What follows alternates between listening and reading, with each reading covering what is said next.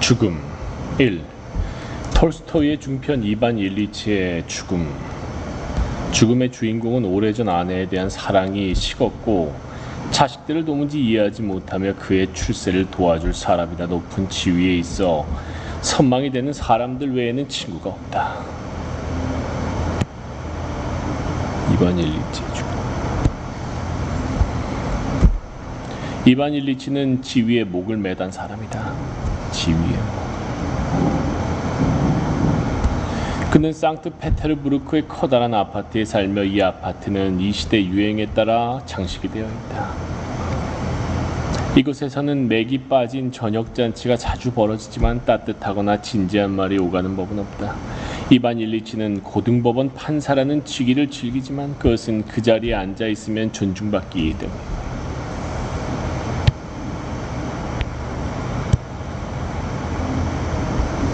이반 일리치는 가끔 늦은 밤이면 시내에서 입에 오르내리는 책을 읽기도 하고 잡지를 통해 어떤 노선을 택하는 것이 옳은지 파악하기도 한다. 톨스토이는 이 판사의 생활을 이렇게 요약한다. 이반 일리치가 일에서 얻는 기쁨은 자만신이 주는 기쁨이었다. 사교에서 얻는 기쁨은 허영이 주는 기쁨이었다. 사교에서 허영. 자만심과 허영. 반면 카드로 휘스트 놀이를 하면서 얻는 기쁨이야말로 진짜 기쁨이었다. 그러다가 이반은 45살의 옆구리에 통증을 느끼는데 이것이 점차 몸 전체로 퍼져나간다. 의사들도 이유를 알지 못한다. 그들은 허세를 부리며 모호하게 간이 떠돌아다닌다더니 염분 수준이 조화를 이루지 못한다는 이야기를 하면서 간만 터무니없이 비싸고 효과는 없는 약을 여러 가지 처방해준다. 그는 너무 피곤해 일을 하지 못한다. 장에는 불이 붙은 느낌이다. 식욕도 떨어지고 가장 중요한 것으로 휘스트 놀이를 하고 싶은 마음도 사라졌다. 판사 자신이나 주위의 모든 사람도 그가 곧 죽을 것이라고 생각하기 시작한다. 이것은 법원에 있는 이반의 많은 동료에게는 슬픈 생각이 아니다. 피오도르 바실리에비치는 이반이 죽으면 자신이 슈타벨의 자리나 비니코프의 자리를 차지하게 될 것이며 그렇게 승진을 하면 보수가 800루블 오르고 거기에 사무실 경비에 쓰라고 판공비까지 나올 것이라고 예상한다. 또 다른 동료인 피오르트 이바노비치는 처남을 칼루가에서 데리고 올 기회가 생길 것이고 그렇게 되면 아내가 흡족해하여 집안 문제도 누그러질 것이라고 생각한다. 그러나 이반의 가족은 약간 걱정을 한다. 그의 부인은 그의 죽음 자체가 안타까운 것은 아니지만 자신이 받을 연금 규모가 줄어들까봐 걱정을 한다. 사교계의 명사인 딸은 아버지의 장례식 때문에 자신의 결혼 계획이 엉망이 될지 모른다고 걱정한다.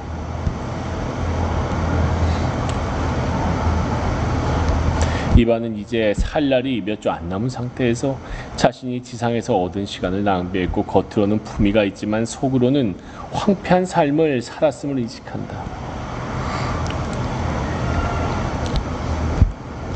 그는 자신의 성장, 교육 일을 돌이켜보며 다른 사람들 눈에 중요해 보이고자 하는 욕망 때문에 그 모든 일을 했다는 사실을 깨닫는다.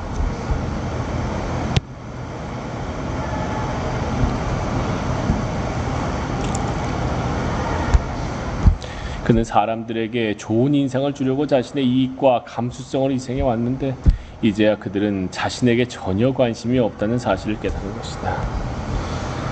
어느 날 새벽 이반은 통증에 시달리다가 높은 지위에 있는 사람들이 좋다고 생각하는 것에 저항하고 싶다는 어렴풋한 충동, 즉 늘 억눌러 왔던 그 모호한 충동이 어쩌면 정말로 중요한 것이며 나머지는 모두 진짜가 아니었는지도 모른다는 생각이 들었다.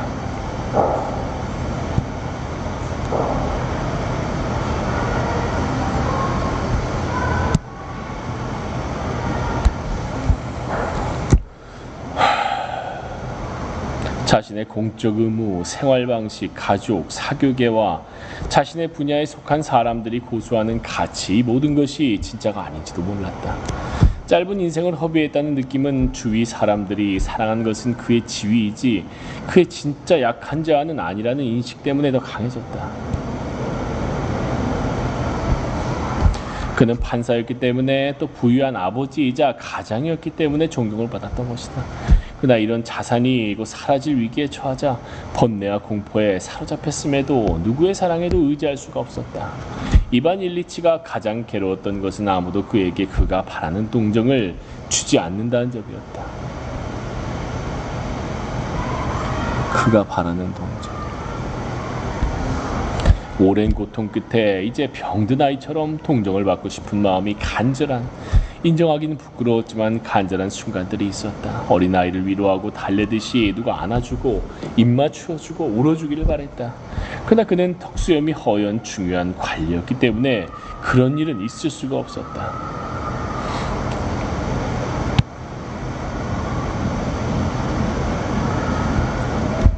있을 수 없다는 것을 잘 알았다. 그럼에도 갈망하는 마음은 사라지지 않았다. 이반이 숨을 거둔 뒤 이른바 친구들이 조의를 표하러 왔으나 그의 죽음으로 인해 휘스트놀이 계획이 어그러진 것을 아쉬워할 뿐이었다.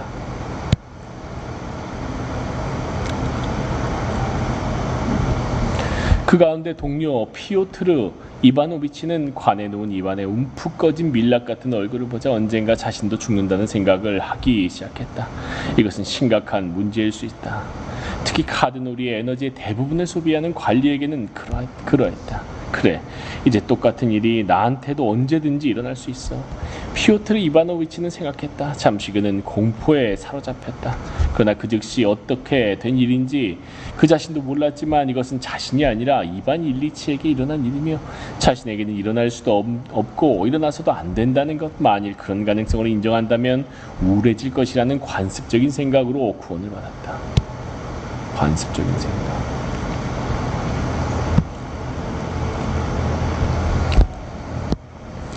기독교적인 죽음의 경고의 중요한 전통 안에 자리 잡은 기독교적인 죽음의 경고. 이반 일리치의 죽음은 죽음에 대한 생각 때문에 세속적인 것보다 영적인 것을, 휘스트와 저녁 파티보다 진실과 사랑을 중요하게 여겨야 되는 과정을 보여주는 소설이다. 만일 톨스토이가 우리의 관심의 대상을 완전히 바꾸어 버리는 죽음의 힘을 잘 이해했다면, 관심의 대상을 완전히 바꾸어 버리는 죽음의 힘,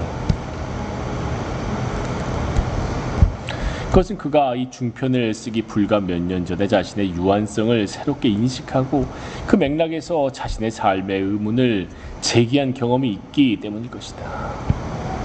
유한성에 대한 새로운 인식. 톨스토이는 죽음에서 영감을 받아 자신을 살핀 기록인 참회록에서 전쟁과 평화와 안나 카레리나로 세계적인 명성과 부를 얻은 뒤인 51살 때 자신이 어린 시절부터 자신의 가치나 신의 가치를 따라 산 것이 아니라 사회의 가치를 따라 살았으며, 자신의 가치나 신의 가치,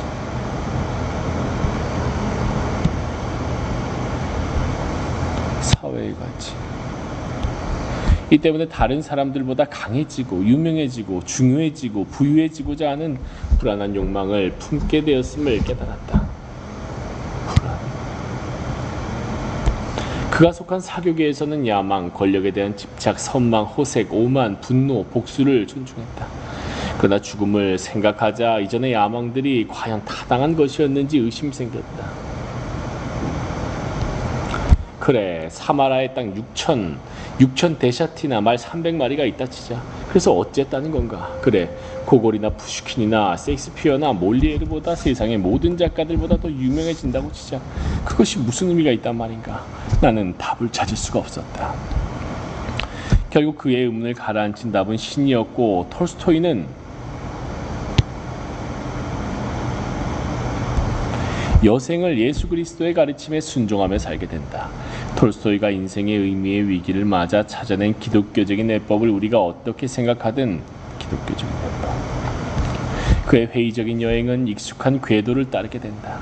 이것은 죽음에 대한 생각이 삶의 더 진정한, 더 의미 있는 길의 안내자 역할을 할 수 있다는 것을 보여주는 예다.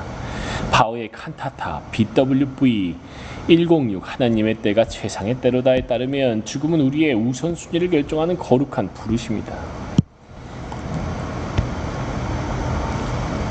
죽음은 우리의 우선순위를 결정하는 거룩한 부르심. 장기판 밖에서 장기판을 볼 수 있는 기회를 주는 거지. 가사를 정리하여라. 네가 죽고 살지 못하리로다. 이것은 옛 계약이다. 사람아 너는 죽어야만 한다. 그러하오면 오소서 주 예수여. 지위에 대한 지나친 관심에서 다른 데로 방향을 트는데 죽을 병이 어떻게 도움을 줄까? 무엇보다도 사회가 우리를 존중하던 여러 가지 이유를 빼앗아간다. 예를 들어 저녁 파티를 열고 능률적으로 일을 하고 후원을 할 능력이 우리에게서 사라진다. 이런 과정에서 죽음은 지위를 통해 우리가 얻으려고 하던 관심에 덧없음, 나아가 무가치함을 드러낸다. 우리의 건강이 좋고 권력도 막강할 때는 우리를 칭찬하는 사람이 진짜 애정 때문에 그러는지 아니면 어떤 이익을 노리고 그러는지 굳이 알고 싶지 않다. 나 때문인가 아니면 나의 사회적 지위 때문인가 하고 물어볼 용기 또는 냉소적 태도는 보여주기 힘들다.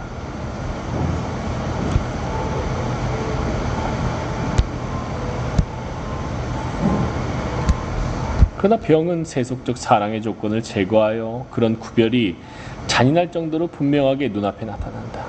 병원에서 환자복을 입고 눈앞에 다가온 죽음을 기다릴 때 우리는 우리의 지위를 조건으로 우리를 사랑하던 사람들에게 격분한다.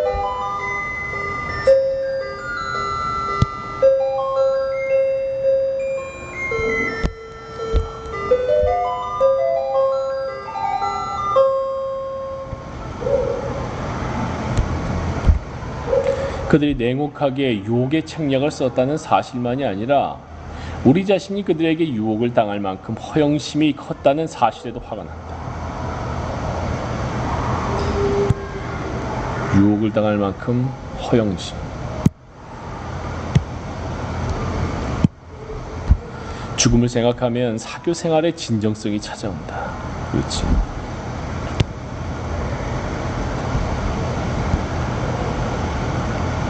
우리가 아는 사람들 가운데 누가 입원실까지 와줄 것인지 생각해보면 만날 사람을 정리하는 데 큰 도움이 될 것이다. 조건부 사랑에 흥미를 잃게 되면 그것을 얻기 위해 우리가 추구하던 많은 것들에 대한 흥미도 줄어든다. 부, 위, 신, 권력으로는 우리의 지위가 유지되는 한에서만 지속되는 사랑밖에 얻을 수 없다면 그렇게 살다가는 어린아이처럼 위로를 갈망하며 무방비 상태에서 헝클어진 모습으로 인생을 끝내야 할 운명이라면 우리가 지위를 얻든 잃든 지속될 수 있는 관계의 에너지를 집중해야 할 분명한 이유가 생기는 셈이다. 헤로도토스의 말에 따르면 이집트에서는 잔치가 끝날 무렵 참석자들이 거나해져 있을 때 하인들이 들것에 해골을 담아 연회장, 탁자 사이를 돌아다니는 관습이 있었다. 아, 그래? 이집트에서 하인들이 들것에 해골을 담아 죽음을 상기시키는 거네. 아쉽게도 헤로도토스는 어떤 의도로 이렇게 죽음을 연상시키는 행동을 했는지 설명하지 않았다. 참석자들은 그것을 보고 잔치판에서 또 강렬한 즐거움을 맛보았을까 아니면 새삼 심각한 기분으로 집에 돌아갔을까. 죽음에 대한 생각의 가장 큰 효과는 나일 강변에서 술을 마시든 책을 쓰든 돈을 벌든 우리가 당장 일어나고 있는 일로부터 가장 중요한 일로 시선을 돌리게 해준다는 것이다. 죽음에 대한 생각의 가장 큰 효과. 가장 중요한 일로 시선을 돌리게 해준다.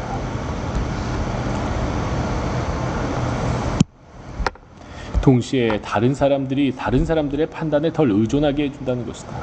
그렇지. 주체를 되찾게 해주는 거지. 주체적. 어차피 다른 사람들이 우리 대신 죽어주는 것은 아니지 않은가. 자, 그래서 죽음 앞에서는 가장 독립적이 되니까. 그렇구나. 죽음 앞에서는 왜 죽음 앞에서 가장 이 시선이 생각이 안 되냐. 누구도 이 죽음을 덜어줄 만큼 도와줄 수 있는 사람이 없어. 죽음은 혼자서 이렇게 맞닥뜨려야 돼. 만약에 누가 죽음을 덜어주게 도와주는 어떤 것들이 있다면 또 다른 사람 시선을 막 신경 쓰고 그 이해관계에 빠지겠지만 그 누구하고도 이해관계를 공유할 수 없는 게 죽음이야. 그러니까 거기서는 오로지 주체적으로 판단할 수 있게 진정성이 나오는 거지. 우리 자신의 소멸을 생각하다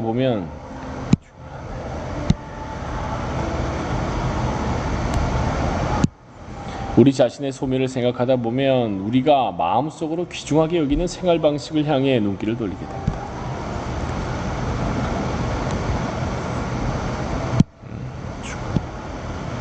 죽음은 어느 누구와도 이해관계를 공유할 수가 없다. 야, 여기는 동그라미 쳐야 돼.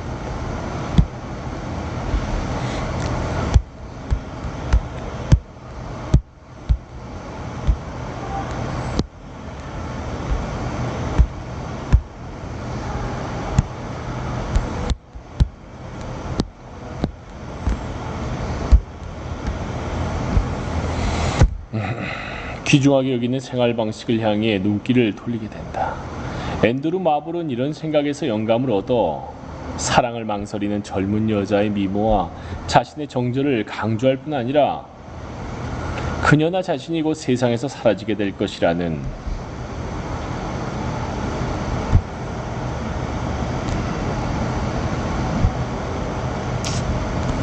그녀나 자신이 곧 세상에서 사라지게 될 것이라는 얼핏 보면 전혀 로맨틱해 보이지 않는 사실을 강조하여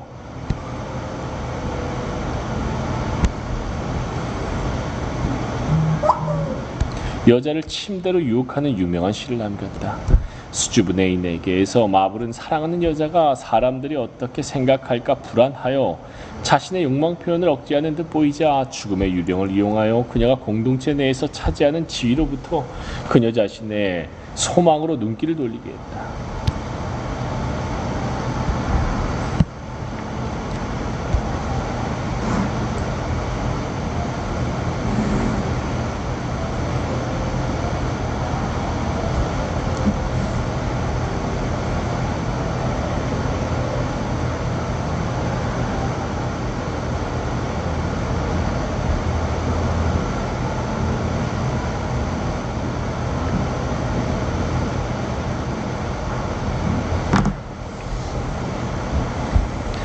시인의 말에 따르면 다음과 같은 사실만이 아니라 그녀가 수줍어하는 것도 범죄는 아닐 것이라고 말한다. 299, 300. 등 뒤에서는 늘 시간에 날개 달린 수레가 황급히 다가오는 것을 느낍니다. 저기 우리 앞에는 광대한 영혼의 사막이 펼쳐져 있지요. 무덤은 훌륭하고 은밀한 장소이지만 그곳에서는 아무도 포옹을 하지 않겠지요.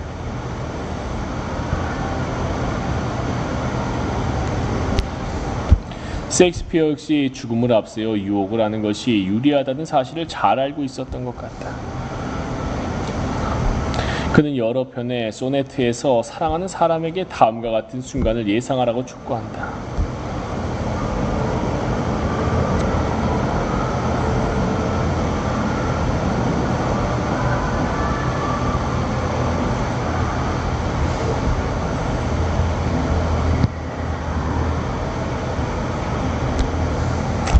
그는 여러 편의 소네트에서 사랑하는 사람에게 다음과 같은 순간을 예상하라고 촉구한다. 마음변의 겨울이 그대의 이마를 공격하여 그대의 아름다운 벌판에 깊은 참호를 열어줄 팔 것입니다. 그리고 시간이 그대의 젊음의 대낮을 더럽혀진 밤으로 바꿔놓을 겁니다.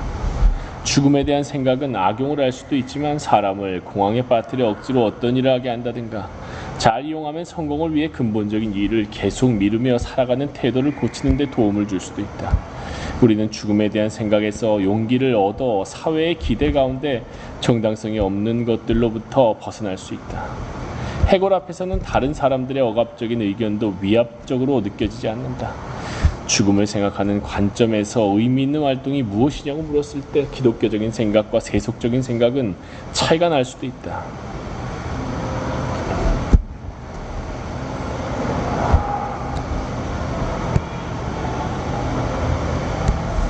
그러나 사랑, 진정한 사회관계, 자선에 대한 강조는 공통되는 것 같다. 또 권력, 군사적인 힘, 금전적인 야욕, 명예에 대한 관심을 비판하는 것도 공통되는 것 같다. 죽음에 대한 생각 옆에 갖다 놓으면 어떤 행동들은 하찮아 보일 수밖에 없다.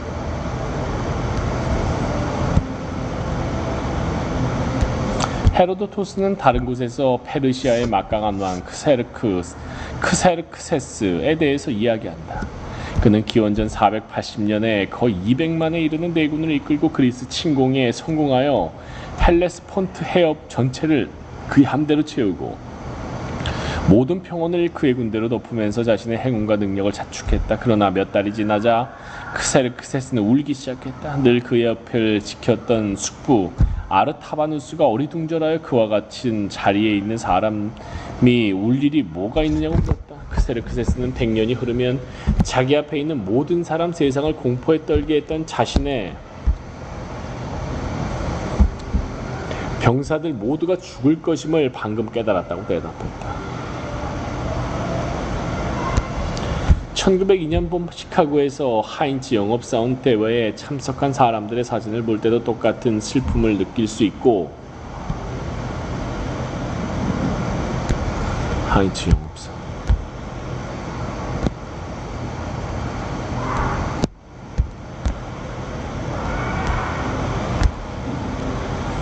업적의 가치에 대하여 무엇이 의미 있는 일이냐에 대하여 회의를 느낄 수도 있다.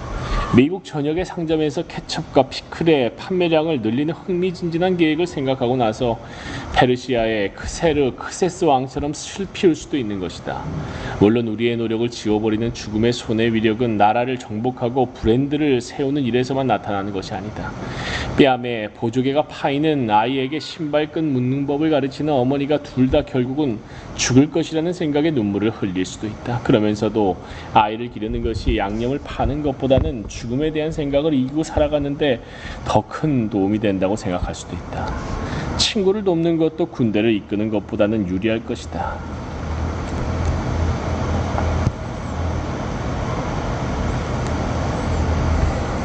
헛되고 헛되다. 세상만사 헛되다. 전도서의 저자는 그렇게 탄식한다. 한 세대가 가면 또 한 세대가 오지만 이 땅은 영원히 그대로이다. 그러나 기독교 사상가들은 모든 것이 똑같이 헛된 것은 아니라고 주장한다. 16세기에 기독교도들의 땅에서 예술의 새로운 주제가 나타나 이후 200년 동안 미술품을 사는 계급들의 상상력을 사로잡았다. 전도서를 기려 바니타스 미술, 바니타스는 헛되다는 뜻, 바니타스 미술이라는 이름으로 부른 이 작품들은 가정에, 특히 서재나 침실에 걸려 있었다. 헛되다. 그림은 대조를 이루는 물건들이 어지럽게 널려있는 탁자나 찬장을 보여준다. 우선 꽃, 동전, 기타나 만돌린, 체스판, 월계관, 포도주병들이 보인다. 이것은 천박과 세속적 영광의 상징들이다. 이런 물건들 가운데 죽음과 짧은 생명의 중요한 상징 두 가지가 놓여있다. 두개골과 모래시계다. 이런 작품들의 목적은 모든 것이 헛되다는 생각으로 그 소유자를 우울하게 하자는 것이 아니었다.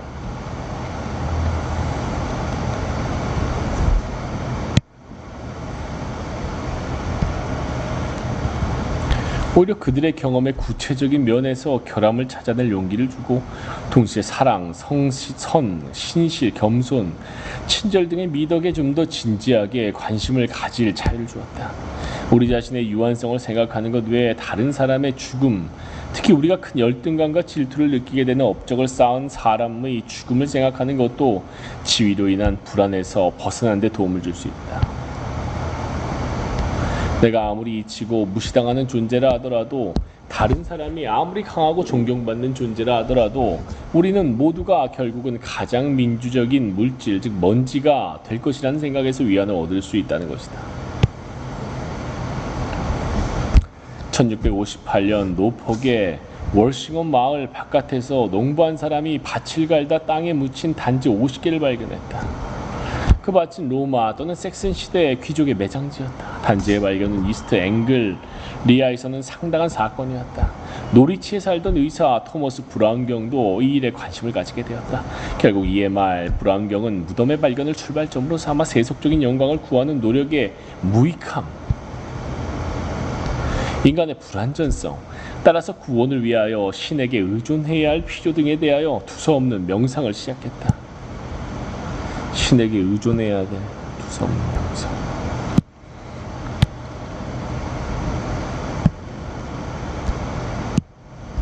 이것이 호장론, 최근 노폭에서 발굴된 자기 무덤에 관하여이다. 브라운은 특유의 운율이 실린 딱딱한 영어로 말한다.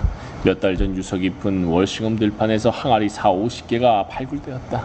항아리는 메마른 모래 땅에 1m도 안 되는 깊이로 별로 간격을 두지 않고 묻혀 있었다. 어떤 항아리에는 뼈가 1kg 담겨 있었다. 두개골, 갈비뼈, 턱뼈, 골반뼈, 치아를 구별할 수도 있었다.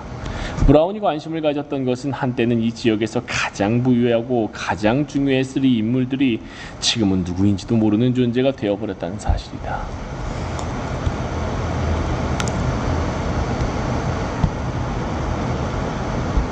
어떤 사람들은 항아리에 로마인이 담겨 있다고 주장했다. 매장지가 옛날 로마 요새에서 멀리 떨어지지 않은 곳이었기 때문이다. 그러나 브라운은 우리의 브리튼, 섹슨, 데인 선조일 가능성이 더 높다고 추측했다. 그러나 그들이 언제 죽었는지 이름이 무엇인지 아무도 알 수 없었다. 여기에서 브라운은 세속적인 위대함과 명성을 추구하는 우리의 모든 노력을 조롱하는 시간의 힘에 대해 사유하기 시작한다.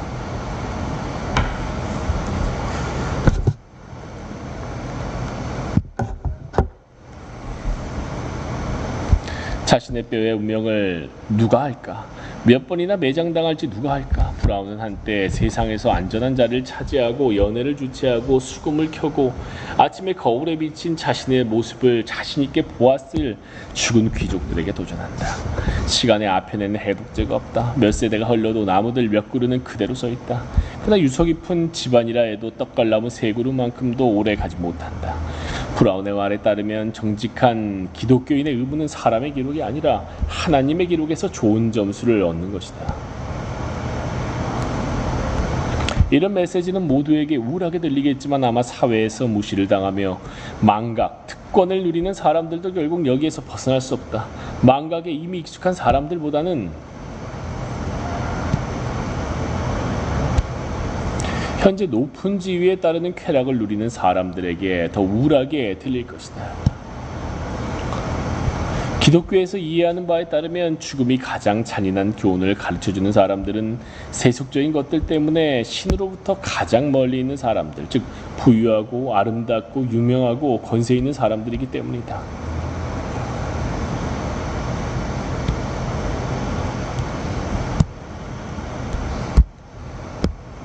18세기 중반 잉글랜드에서는 묘지파라고 알려진 일군의 시인들이 기독교에서 영감을 받은 이런 교훈을 되풀이해서 강조했다. 묘지파. 그들이 묘지파라는 이름을 얻은 것은 그들의 시에 화자가 달 밝은 맑은 밤에 교회 묘지에 나가 반쯤 허물어진 무덤들 곁에서 업적과 영광을 지워버리는 죽음의 힘에 대하여 명상을 하고 했기 때문이다. 업적과 영광을 지워버리는 죽음의 힘. 그러나 시인은 이런 명상에서 별다른 괴로움을 느끼지 않고 오히려 기쁜 표정을 간신히 감추었던 듯하다. 에드워드 영의 시 밤생각에서 화자는 이끼가 덮인 묘석에 앉아 과거의 위대한 사람들의 운명을 생각한다. 현자, 귀족, 권력가, 왕, 정복자. 죽음은 이들을 겸손하게 만든다. 왜 한 시간의 영광을 위하여 그토록 애를 쓰는가? 부의 냇물에서 거닐고 명성이 높이 치솟으면 뭐하는가? 지상에서 가장 높은 자리도 여기 그가 누워있다 해서 끝이 나고 가장 고귀한 노래도 흙에서 흙으로가 마무리를 하는데 같은 시대의 시인 로버트 블레어도 역시 묘지를 배경으로 한 무덤에서 똑같은 주제를 노래한다. 참안심이나 다른 사람의 아첨이 우리가 보통 수준 이상의 존재라고 교활하게 서건거려도 무덤은 그 반질거리는 얼굴에 담긴 아부를 반박하며 솔직한 진실로 우리가 누구인지 알려준다. 이것은 묘지파 가운데 가장 유명한 토머스 그레이가 시골 묘지의 비가에서 되풀이한 메시지이기도 하다. 문장의 자랑, 권력의 어세, 모든 아름다움, 모든 부가 똑같이 불가피한 순간을 기다린다. 영광의 길은 무덤으로 통할 뿐. 사회에서 푸대접을 받은 사람들은 개인과 사회의 궁극적인 소멸을 예상하며 미리 복수를 한 듯이 한 듯한 달콤한 느낌을 맛볼 수 있다. 푸대접을 받은 사람. 화가들 역시 문명이 멸망한 미래의 모습을 묘사하는 작품을 그리는데 기쁨을 느꼈다. 이것은 시대의 오만한 수호자들에 대한 경고이자 호복이었다. 18세기의 프랑스 화가 위베르 로메르는 근대 프랑스의 위대한 건물들을 폐허로 그리는 것을 무척 좋아하여 폐허의 로베르라는 별명까지 얻었다. 그와 같은 시대에 잉글랜드에서 살았던 화가 조지프 갠디는 잉글랜드 은행의 천장이 내려앉는 그림으로 명성을 얻었다. 한편 70년쯤 뒤에 귀스타프 도레는 21세기의 런던을 상상한 그림을 그렸는데 이것은 고대 로마의 마지막 날의 모습과 흡사하다. 이 그림에서 뉴질랜드의 주민 도레의 시대에는 미래를 대표한다고 여겼다. 뉴질랜드의 주민이 당시 갓 건설된 캐넌 스트리트 역의 폐허를 스케치하고 있다. 한때 영국인들이 파르테논이나 콜로세움을 스케치하기 위해 아테네나 로마에 갔던 모습이 연상되는 장면이다. 18세기 이후 비슷한 감정을 품은 여행자들이 과거의 폐허를 감상하기 위하여 트로이, 코린트, 파이스툼, 테베, 미케네, 크노소스, 팔미라, 바알벡, 페트라, 폼페이 등지로 여행을 떠나기 시작했다. 드물게 나타나는 순간적인 영혼의 상태를 표현하는 복합어, 감상적인 염세 감정, 남의 불황을 고세하는 마음, 여행을 좋아하는 마음을 만들어내는데 명수인 독일인은 폐허에 대한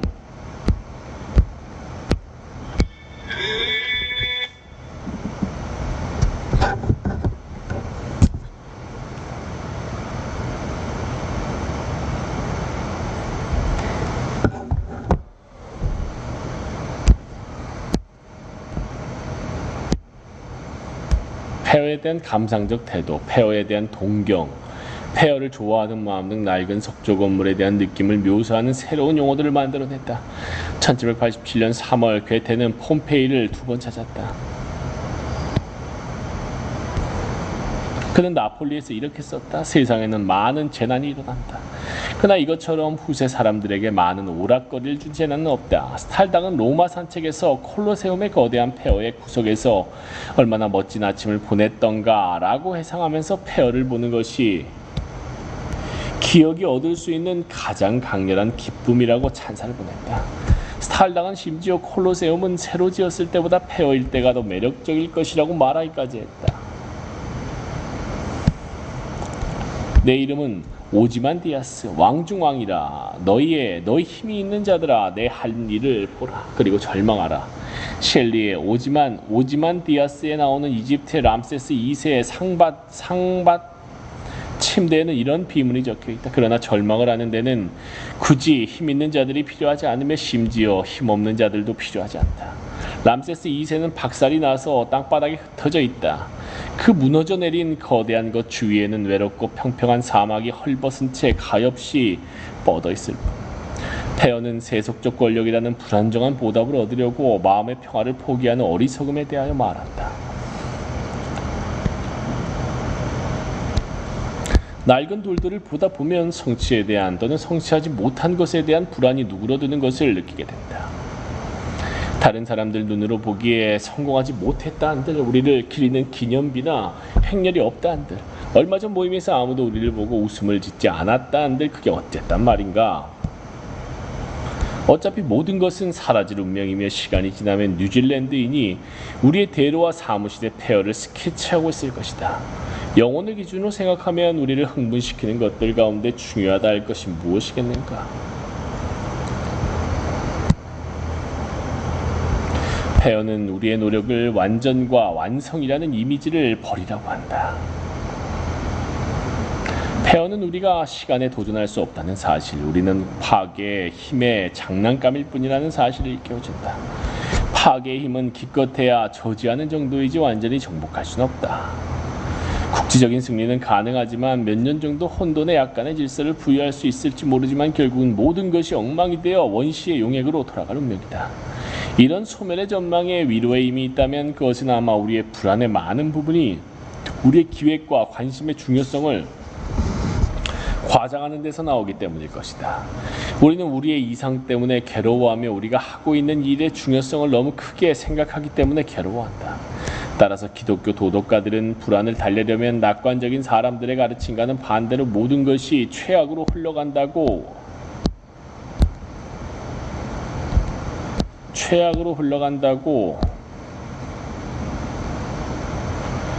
하는 것이 최선이라고 생각했다.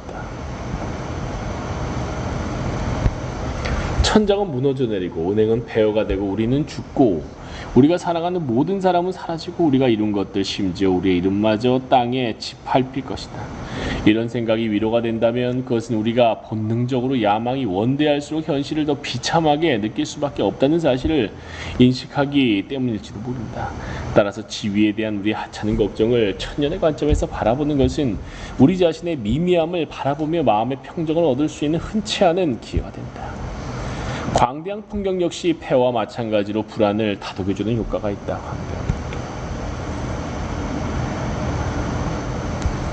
여기까지 하자.